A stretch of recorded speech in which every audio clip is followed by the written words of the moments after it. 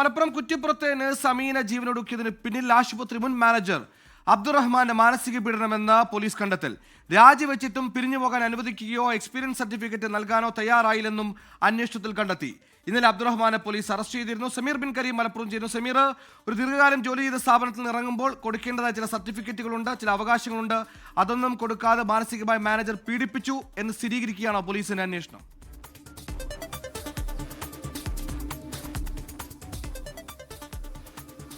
തീർച്ചയായും അങ്ങനെ തന്നെയാണ്. ഈ മാനേജറായിരിക്കുന്ന അബ്ദുറഹ്മാന്റെ കടുത്ത മാനസിക പീഡനമാണ് ഈ നഴ്സ് അമീനയുടെ ആത്മഹത്യയിലേക്ക് നയിച്ചത് എന്നുള്ളതാണ് പോലീസിന്റെ കണ്ടെത്തൽ. ഇതിന്റെ അടിസ്ഥാനത്തിൽ കൂടിയാണ് ഇയാളെ നിലവിൽ പോലീസ് അറസ്റ്റ് ചെയ്തിരിക്കുന്നത്. പ്രധാനമായും കഴിഞ്ഞ വർഷം ഡിസംബറിൽ തന്നെ അമീന രാജിസന്നദ്ധത അറിയിച്ചിരുന്നു. ആ സമയത്ത് ഇയാൾ രാജി വെക്കാൻ വേണ്ടി സമ്മതിച്ചില്ലെന്ന് മാത്രമല്ല, ജോലി തുടരാൻ വേണ്ടി നിർബന്ധിക്കുകയും ചെയ്തു.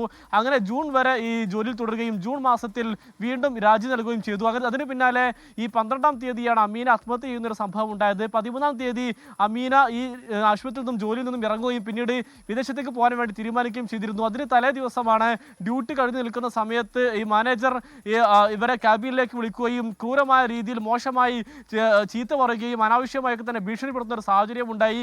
ഇതിന്റെ മനോവിഷമത്തിലാണ് അമീന ആത്മഹത്യ ചെയ്തത് എന്നുള്ളതാണ് പോലീസിന്റെ കണ്ടെത്തൽ.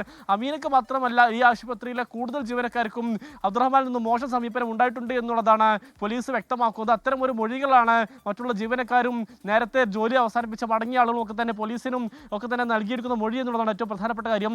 ഇതുമായി ബന്ധപ്പെട്ട് പോലീസ് വിശദമായി തന്നെ അന്വേഷിക്കുകയാണ്. കഴിഞ്ഞ 12-ാം തീയതിയാണ് അമീന ജീവനൊടുക്കുന്ന ഒരു സാഹചര്യം ഉണ്ടായത്. സുഹൈൽ.